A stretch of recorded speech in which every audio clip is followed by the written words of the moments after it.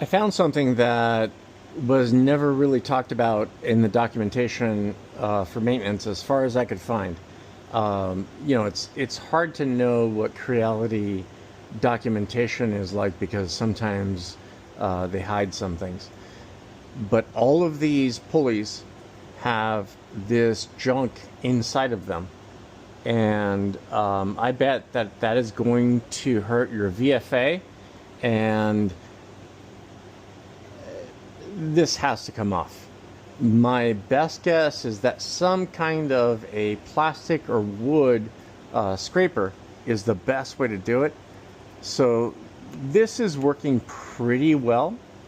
I don't know if there's a better way to do it, but this is going to work really well. Has been so far. And then I'm going to go in here and I'm going to clean it with some alcohol.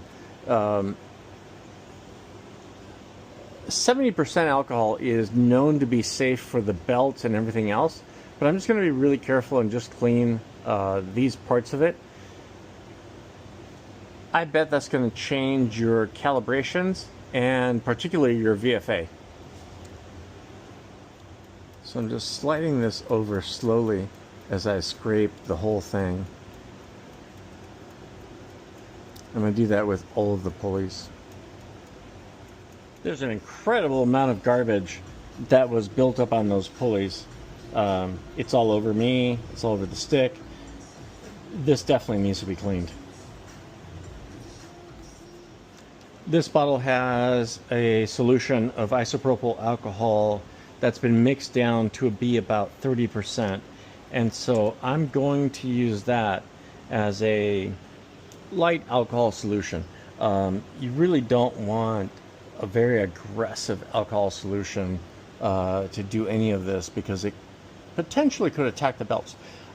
It may not, but 30% is going to be very safe. And so I'm going to just clean all of these as I move them along.